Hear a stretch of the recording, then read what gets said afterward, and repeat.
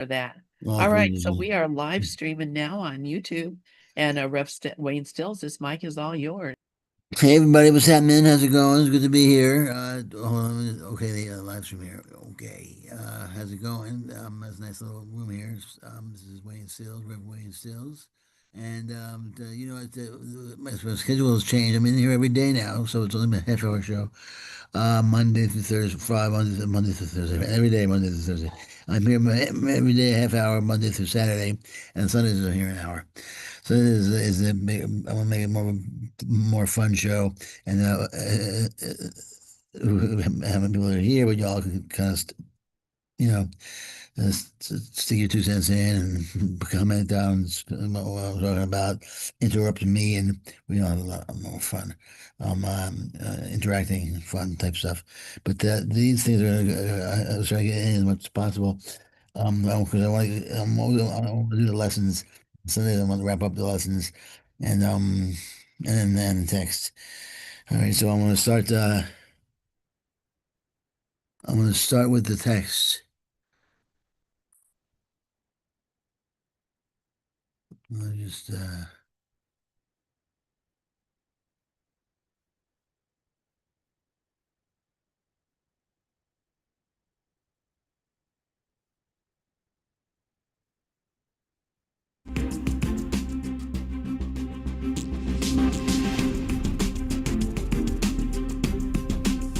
lesson.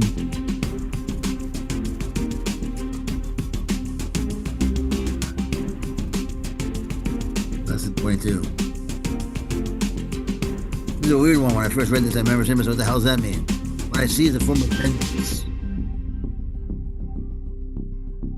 What I see is a form of vengeance. What I see is a form of vengeance. Well, we'll see what that means.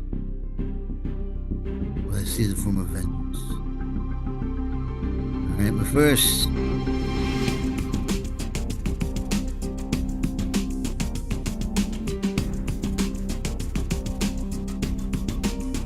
beyond perception. Stay.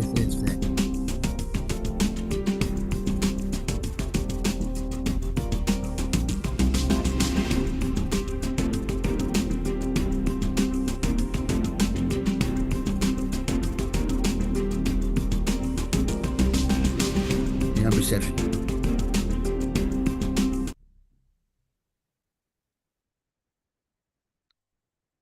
All right.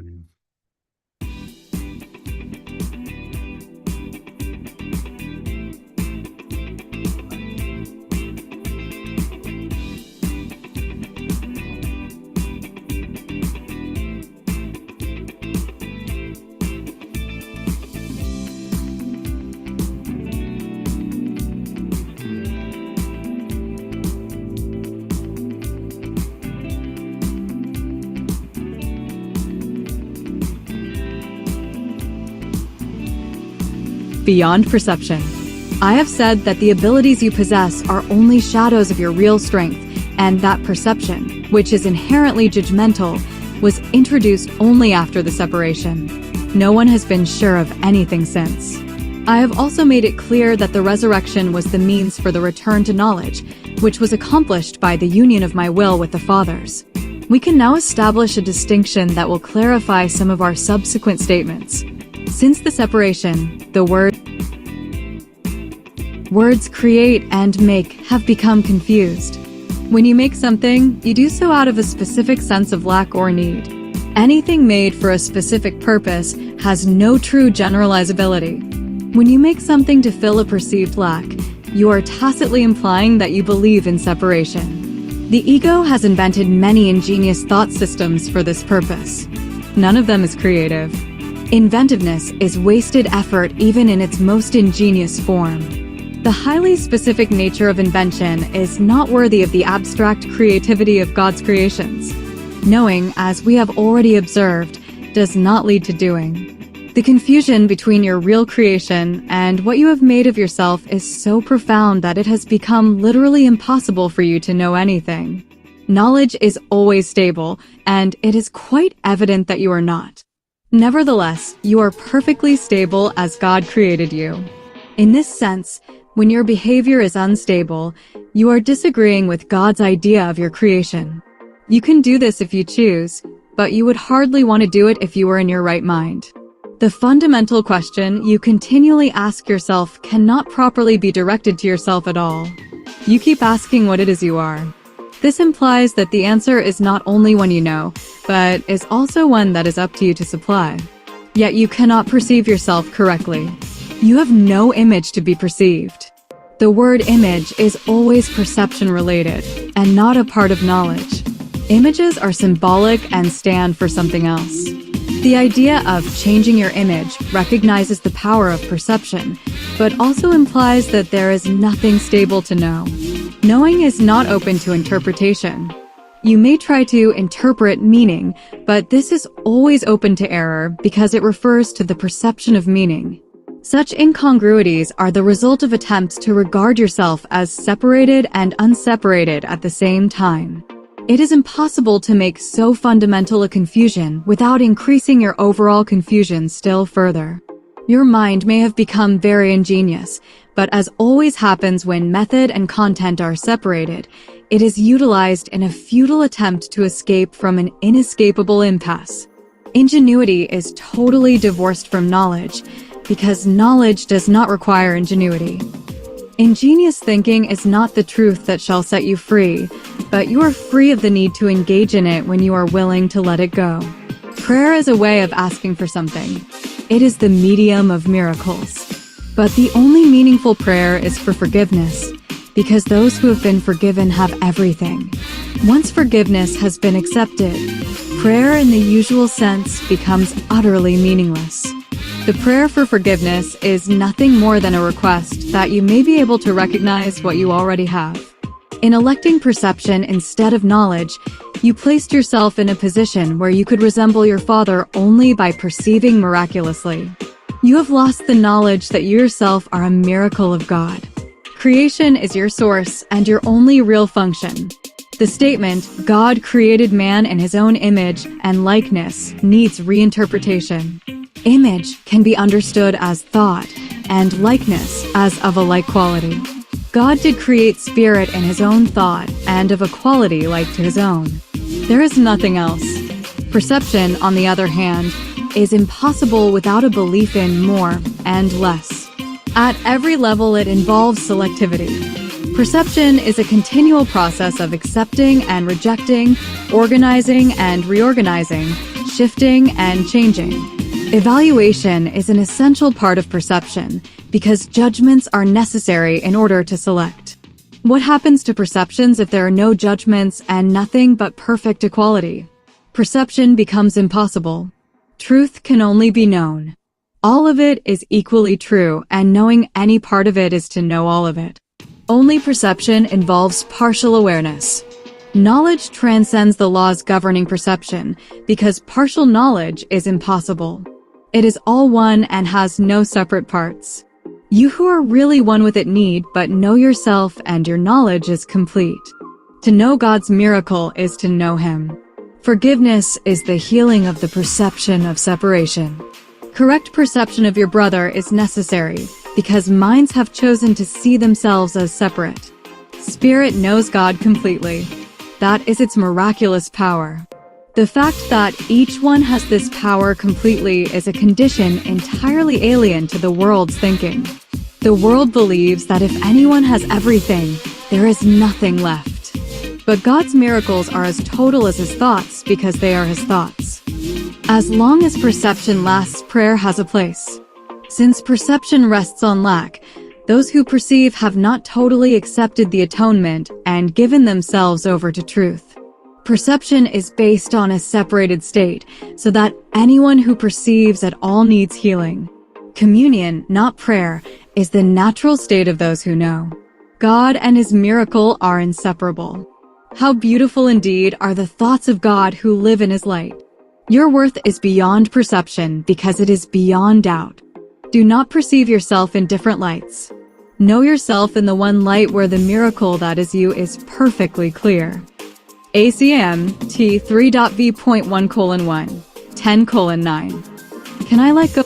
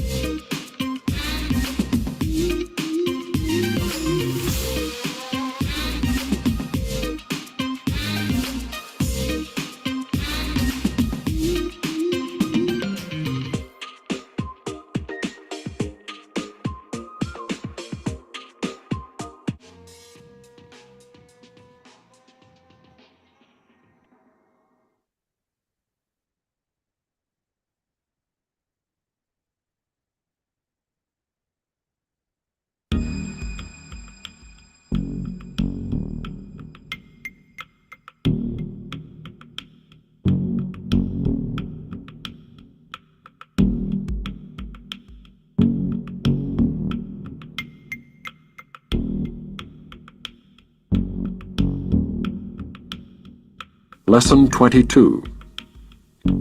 What I see is a form of vengeance.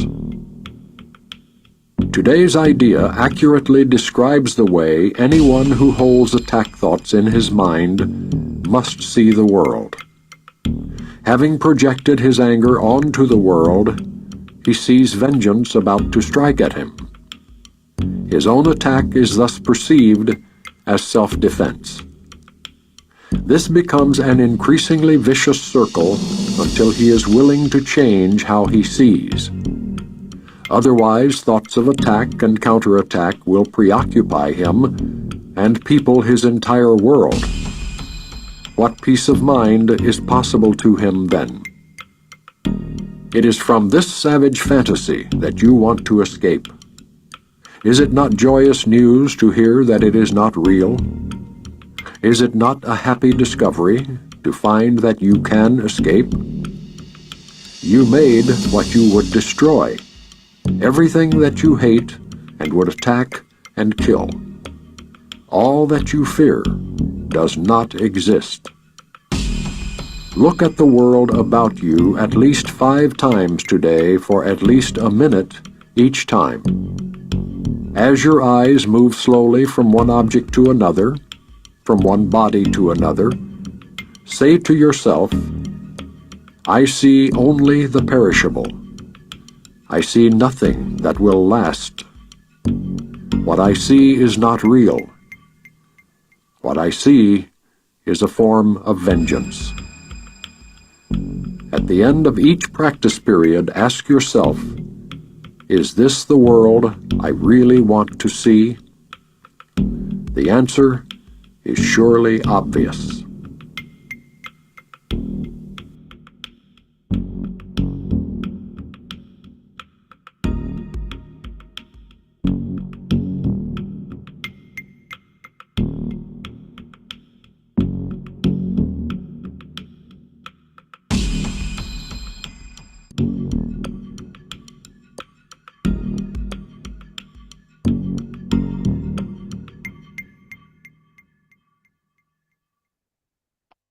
Okay, all right. That was the text, and that was the lesson. There was some good stuff there, some powerful stuff.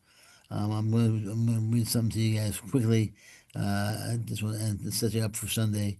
Um, uh, uh, this is it's just it sums up what today's lesson was about. Also, it sums up what yesterday's and today's text was about. So and it's also what I'm going to be talking about on Sunday to wrap up the entire week. So and it's right on, and I've said this many times before. So it's what you've probably heard me say this, or at least if you've I'm saying I've said this for years, and this is why. It's obviously it says it right here. I made it up. But it's just something I love talking about. And so I'm going to read this to you and then briefly talk about it here, just to set it up for Sunday when I have more time. Uh, this is from yesterday's text. This is from Error and the Ego. I think it was yesterday or the day before, or I think it was yesterday. Let me just make this bigger.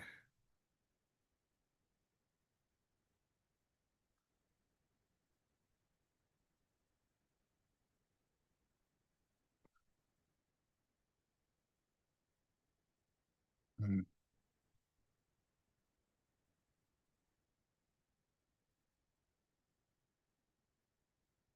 Okay.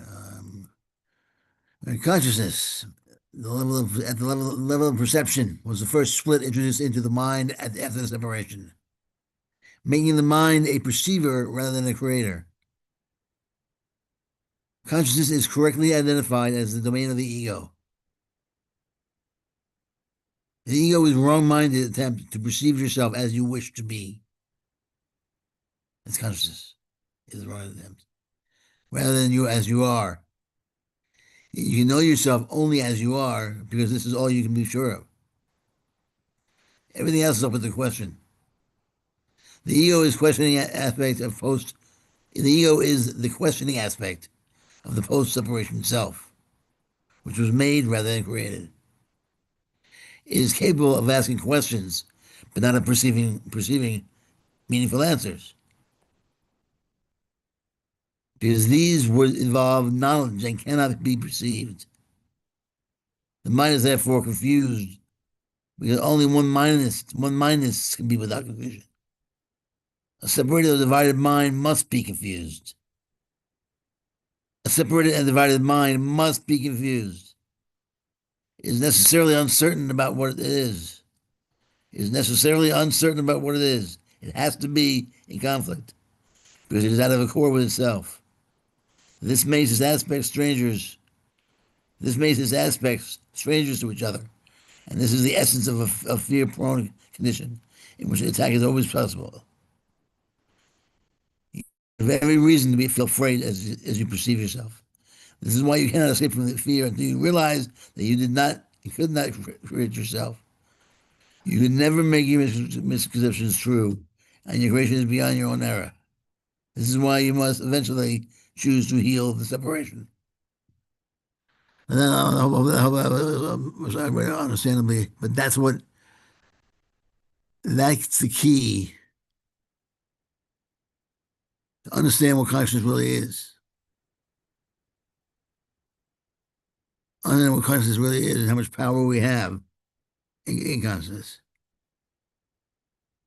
The consciousness is the domain of the ego. It is split.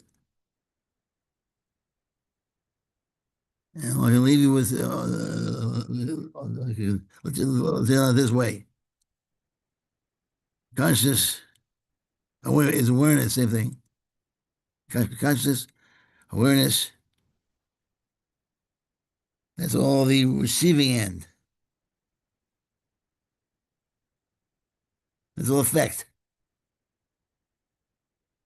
That's the split mind. It's consciousness. And then you have the creative end, that which is not conscious.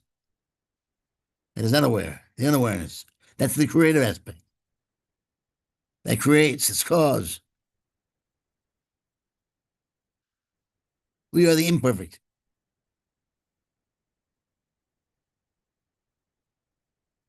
We're the effect.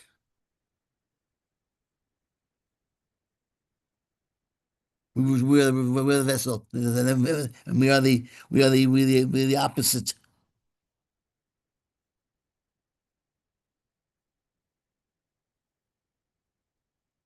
And the split mind, is an entity within itself. This is the right mind and the wrong mind. But transcending that completely is the creative father, is just a father, mother, parent, God. But the right mind, wrong mind is the ego mind, is the universal ego mind. What do you want to call it?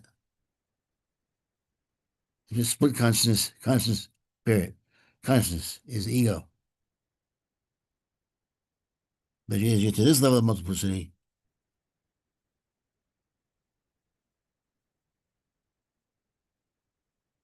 it becomes right mind, wrong mind.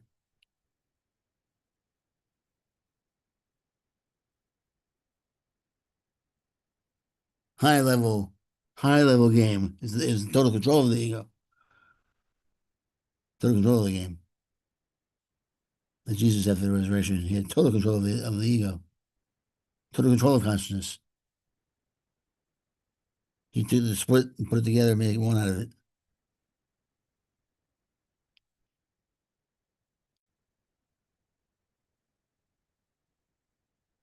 Consciousness is quickly identified as the domain of the ego.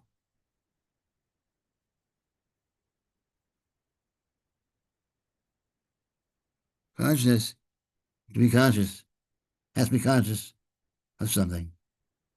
And that's where we're going to start. Duality. Awareness has to be aware of something to be awareness. Otherwise, it's not awareness. I don't know what it is. It's something else. Consciousness is not consciousness. It's consciousness of something. I don't know what it is. If it's not conscious, I'm not sure what it is, but it's something else. That's for sure. So that's duality. Consciousness is duality.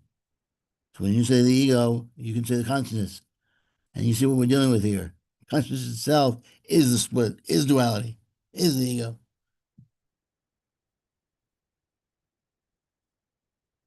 It's also comforting in a strange way. All right, I'm done with that. This is for Sunday. I think I'm actually probably done that 2 minutes here. Yes, I'm saying a half hour come and go, comes and goes, comes and goes. Let me just make sure my done the lesson. I've done that.